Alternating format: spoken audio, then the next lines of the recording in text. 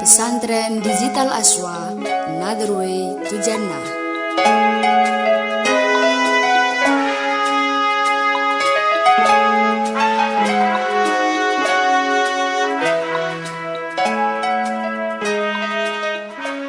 Assalamualaikum warahmatullahi wabarakatuh.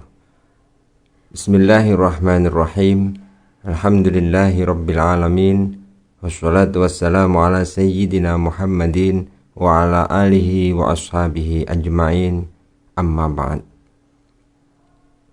Ila hadrati Nabi Mustafa Sayyidina Muhammadin sallallahu alaihi wasallam wa ila hadrati jami'il musannifin wal mu'allifin wa nahusu khususan mu'allif hadal kitab Syekh Zainuddin bin Abdul Aziz bin Zainuddin Al-Maribari wa ila hadrati jami'i syekhina wa masyayikhi syekhina wa ila hadrati Simbah Huduri, Simbah Abdul Rahman Huduri, Simbah Ahmad Muhammad Huduri.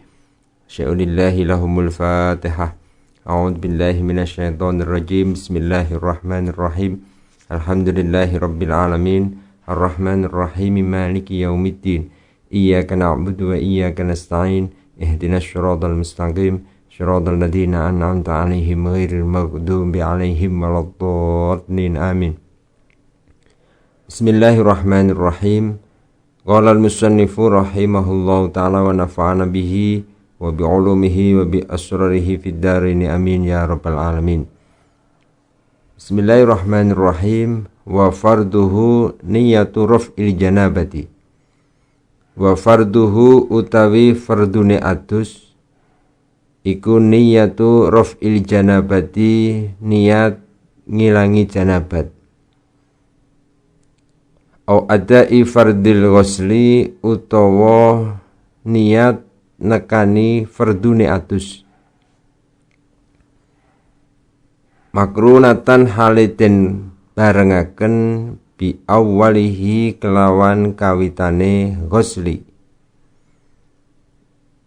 Wa ta'mimu badane nan merataaken badan hatta sya'ri sehingga rambut. Wa batini judariyin lan batine loro cacar. Wa malan perkara tahta kulfatin kang tetep ing dalem ngisor-ngisore ikut utawa kulup. Bimain kelawan banyu tohurin kang suci. Wa yakfi lan nyukupi apa dzannu umumihi nyono ing ratane ma. Bismillahirrahmanirrahim. Wa farduhu niyatur raf'il janabat. Pada kesempatan kali ini kita akan membahas tentang fardunya mandi. Kemarin telah kita bahas bersama perkara yang mewajibkan mandi, dan sekarang pembahasannya adalah apa yang harus kita lakukan ketika kita mandi besar. Maka di sini disebutkan wa farduhu syai'ani. Ada dua hal fardunya mandi. Yang pertama adalah niyatu raf'il janabati, yaitu niat menghilangkan hukum janabat. Ini berlaku bagi orang yang junub atau orang yang haid. Jadi yang dimaksud dengan raf'il janabat adalah raf'i hukmihi, menghilangkan hukum dari janabat atau haid. Atau dengan niat mendatangi fardunya mandi, atau menunaikan kefarduan mandi. Ini bisa dengan cara niat fardunya mandi atau niat raf'i hadasin awit toharoti anhu, atau juga boleh dengan ada'il ghusli, niat melakukan atau mendatangi mandi. Dan harus kita fahami bahwa kewajiban niat itu makrunatan bi awwalihi, harus dibarengkan dengan permulaan mandi. Maksudnya adalah awal anggota yang dibasuh walaupun dari anggota tubuh bagian bawah. Ketika kita memulai dari kaki umpamanya, dan saat kita membasuh kaki niat mandi itu juga diperbolehkan. Akan tetapi sama halnya dengan wudhu, ketika kita sudah membasuh juz dan kita tidak niat, maka kita harus mengulangi membasuh bagian-bagian yang tadinya belum kita niati. Wa ta'mimu badanin hatta sya'ri. Yang kedua dari fardunya mandi adalah meratakan air ke seluruh anggota luar badan. Ini termasuk kuku dan sesuatu yang ada di bawah kuku, dan juga seluruh rambut luar dalam walaupun tebal.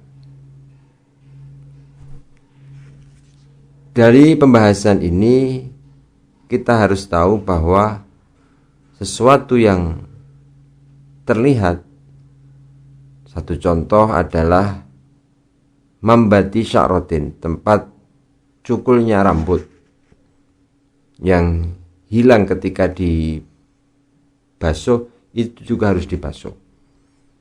Dan juga lubang kuping, vagina wanita saat duduk jongkok itu juga termasuk anggota yang harus dibasuh. Maka di sini sebaiknya bagi perempuan ketika mandi besar, dia dalam meratakan air ke seluruh anggota tubuh ini dalam posisi berjongkok, sehingga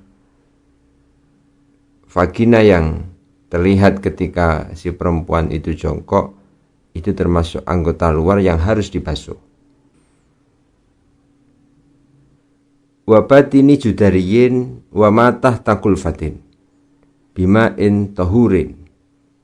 Dan juga wajib membasuh batin atau bagian dalam dari sakit cacar yang lukanya itu terbuka.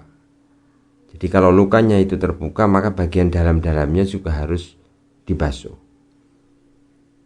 Ini sama halnya bagi orang yang kakinya suwek-suwek, bagian tumitnya, maka bagian yang terbuka itu juga harus dibasuh. Sehingga orang yang kakinya pecah-pecah, ini sebaiknya memperhatikan bagian-bagian tersebut ketika mandi besar.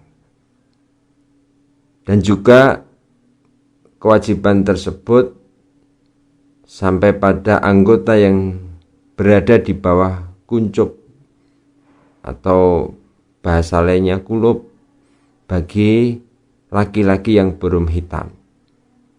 Jadi bagi laki-laki yang belum hitam dan dia sudah janabat mandi besar, maka bagian dalamnya itu, bagian yang seharusnya dihitan itu juga harus dibasuh. Maka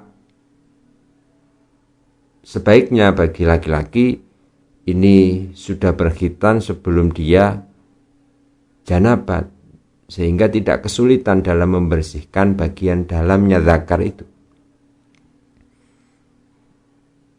Dan di sini disebutkan dalam meratakan air itu bima'in tohuri, dengan air yang suci. Wa yakfi donnu umumihi, dan dalam meratakan air itu cukup dengan praduga atau sangkaan kuat bahwa air telah rata kepada semua kulit dan juga rambut, walaupun orang tersebut belum yakin betul. Jadi yang dipakai sebagai satu standar adalah dzon. Dzon itu sangkaan kuat. Jadi ada yakin ada zon, kalau zon itu kalau boleh diprosentase 75%. Kalau syak itu ada di 50%, ragu-ragu antara yakin atau antara sudah rata atau belum, masih ada keraguan-raguan, itu namanya syak. Dalam hal ini yang dijadikan pedoman adalah zon. Kalau sudah ada sangkaan kuat bahwa air ini sudah merata, ketika kita sudah gebyar-gebyur beberapa kali, maka itu sudah cukup. Tidak harus yakin, diteliti satu persatu bagian-bagian mana yang belum kena air, tidak harus sampai seperti itu. Ini dalam kewajiban atau fardunya mandi. Jadi perlu kami tegaskan lagi bahwa dalam mandi besar di sini disebutkan ada 2 kefarduan mandi. Yang pertama adalah niat dan yang kedua adalah meratakan air pada seluruh tubuh termasuk rambut. Ini harus kita fahami bahwa mandi seperti yang kita lakukan setiap hari itu ketika tidak diniati apa-apa, maka kita tidak akan mendapatkan pahala. Maka dalam hal niat ini sebaiknya setiap kita mandi, kita harus menyertakan niat dalam mandi kita itu. Supaya apa? Supaya mandi kita itu juga menjadi satu ibadah.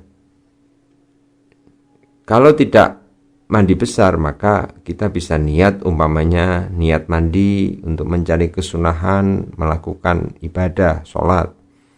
Atau ketika kita mau berangkat melaksanakan sholat Jumat, kita niat mandi untuk melakukan sholat Jumat. Atau mungkin ketika kita akan mendatangi sebuah pertemuan, kita mandi dengan satu niatan untuk mendatangi undangan, umpamanya ada walimah atau yang lainnya. Ini menjadikan satu nilai lebih bagi mandi yang kita jalankan. Jadi niat mandi ini penting sebagai satu kelebihan rutinitas yang kita lakukan setiap hari. Ketika tidak ada niat untuk ibadah, maka rutinitas itu akan tidak ada nilai lebihnya. Dan dalam mandi besar ini kita harus hati-hati betul, harus memperhatikan betul, karena ketika mandi kita itu tidak sesuai dengan yang tadi telah disampaikan, maka mandi kita itu tidak sah atau tidak bisa menghilangkan janabat atau tidak bisa menghilangkan hadas besar, umpamanya haid atau nifas. Sehingga ketika orang mandinya belum benar, nanti kemudian dia melakukan sholat, kita akan berdosa dan juga sholatnya tidak sah. Mandinya tidak benar, berarti kita belum suci, kita tidak boleh menyentuh mushaf. Contohnya seperti itu. Sehingga dalam mandi besar ini kita perlu memperhatikan dan perlu berhati-hati, semua anggota tubuh kita memang betul-betul sudah rata dengan air. Kalau umpamanya rambutnya gembel, ini perlu kita disampuni. Kalau ada bagian-bagian yang ngelempit dari anggota tubuh kita perlu memperhatikan itu. Dan juga tadi syukukil badan, kalau ada anggota tubuh yang bahasanya terbuka atau mungkin seperti tumit yang pecah-pecah, terbuka lebar, itu harus kita perhatikan dengan benar. Itu pembahasan kita pada kesempatan kali ini.